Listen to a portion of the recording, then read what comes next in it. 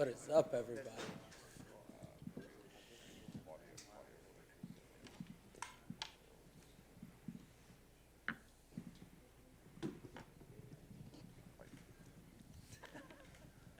Julio, right? What's going on? What's up, man? What are the emotions now, just a couple days ahead of another fight here in Madison Square Garden? Dude, it's always so exciting to fight at home. Number one, you don't have to travel. So I'm literally like 25 minutes from here, which is great. Got a train right away. Can only go back and forth between here and the hotel. The hotel and my home.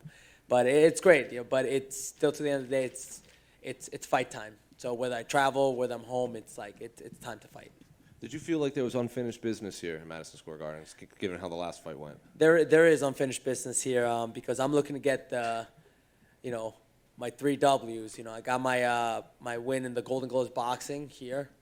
I did a Glory kickboxing fight here, which I won, and now I'm looking to get a UFC win here at the Garden. So those are my big 3 W's right there. So I need to, I'm looking to get that UFC win so I can say I won in boxing, kickboxing, and MMA at the Garden. Michael Chandler was in here earlier, and he said that fighting in the Garden makes you kind of want to fight a certain way because the building shakes when the fans get excited. How true is that, considering you fought here multiple times? It's very true. It's very true. He's not wrong. That's how it is. Look, this is the Mecca. This is where some of the biggest fights in the world happened. And when people come in here and you see people thrown down, swinging leather like that, trust me, this place starts to shake with the crowd roaring. And your match against Montel, what did you make of his skill set when they brought his name to the table? How were you excited about this matchup? Absolutely. One, I get a veteran in the game. He's been around. I feel like he's kind of one of these guys that's flown under the radar.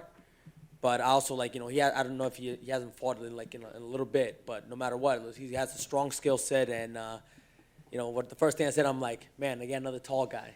I get all the 6 foot people, but it doesn't matter. I was ready. I'm excited. I got to fight because before that, I was actually looking to fight in Long Island, and then that didn't happen. Then I was like, I'll travel Paris to go fight, and that didn't happen. They're like, all right, we got somebody for the Garden. I was like, got Montel Jackson. I'm like, let's freaking do it. I'm excited. And then unrelated to your fight, also on this card, this might be Frankie Edgar's last fight in his MMA career. Do you have any memories of Frankie? Were you a fan growing up at all? Oh man, when I used to fight in the regional circuit, I saw him all the time.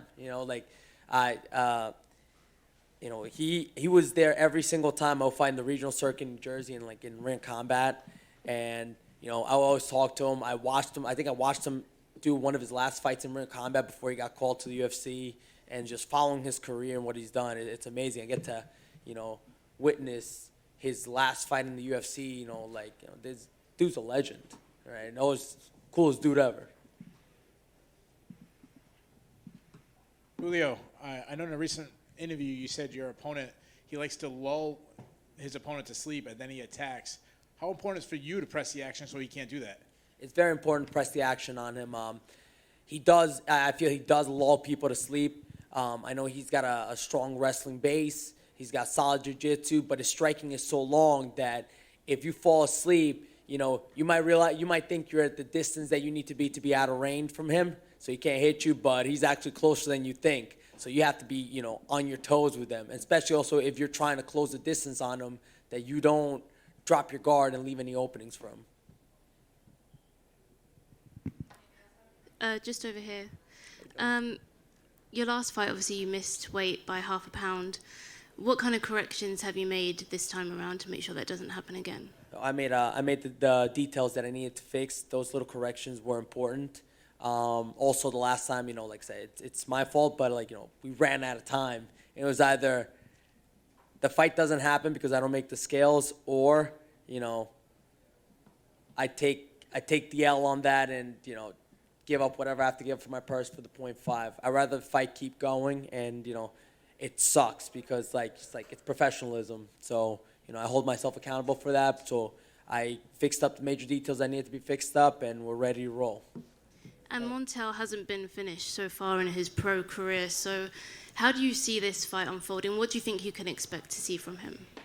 He gets to expect to see a a much better version of Julio Arce, a much more free version of Julio Arce, a little more than what you saw when I fought Daniel Santos in Jacksonville. And look, I'm looking to just get my hand raised in victory. So whether it goes to a submission, a knockout, a decision, doesn't matter. I'm looking for that win. Over here in the back, you talked a little bit about the energy of fighting at MSG. So I got to ask, what's going to be your walkout song on Saturday night? Always go with my Mark Anthony song, right? Vivir mi vida. Awesome. Thank you. You're welcome. You mentioned that it's just a nice, quick drive from home. What's the best way to get here, then, from your house? BQE? How do you get here? I literally could just take the LIRR, and I'm right in front of my apartment. Also, it's a public transportation. Yeah, or just take an Uber if I don't want to deal with the train and wait for the time. That's it. Carrying all the equipment on the train, not a problem? No, Don't give I yourself- actually, like, for this, I took an Uber, and they literally cost nothing. So I was just like, all right, let me get this Uber. I'll be in the hotel easy. And then after my fight, go back to Flushing, have some Korean barbecue at Cast Iron Pot. So I know you're a New Yorker. It's probably great to fight in your backyard, especially post-fight. Like, what's like your go-to when you're done? If you get a win, a loss, whatever happens on Saturday night, what are you doing after the fight? Korean barbecue and Flushing. You go to the spot, man, and Cast Iron Spot is literally like 20 minutes from here. And guess what? All you can eat. All you can eat. So I know Trizano's on the card as well. Was he like your main training partner for this camp?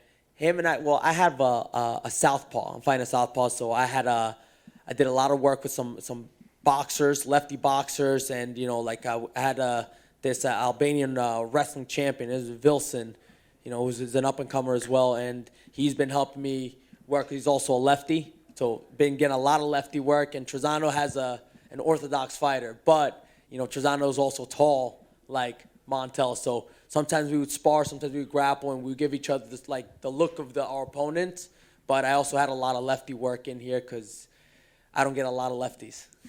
Oh, for sure. Now, so Tiger Shulman is one of the staples, if you will, in combat sports on the East Coast. Who's the next guy? There's been you, Jimmy Rivera, Lyman, Shane, everybody. Is there anybody that's on the UFC radar, like right on the cusp right now? Of course, we got we have two up and comers. One, his name is Rob Varicchio. He's 3-0. He's looking to get, I think, like 2 more wins and then probably go to the Contender Series.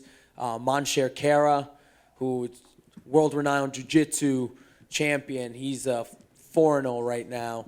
And then we have Solomon Renfro, who's also, he's like a UFC Fight Pass superstar right now. He's looking to get in there. He actually said, anybody falls through at 170, he's like, I'm there. I'll cut the weight and be ready to go. And we have a bunch of out-counters. This kid, Ryan Burgos, Shane Burgos' little brother. You guys know how crazy Shane is. And then you got his little brother who's also just like as crazy and hit as him. It's wild. It's how amazing the talent is growing. And then we have another kid, Christian McCauley, a bunch of up-and-comers. So expect them to come up real soon.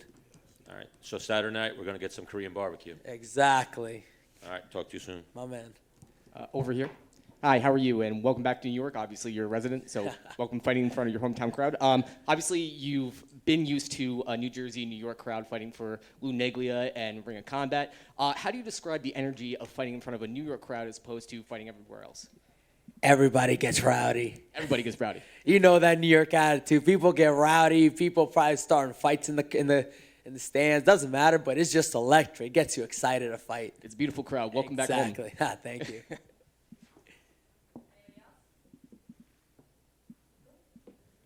Have a good one, guys. Enjoy.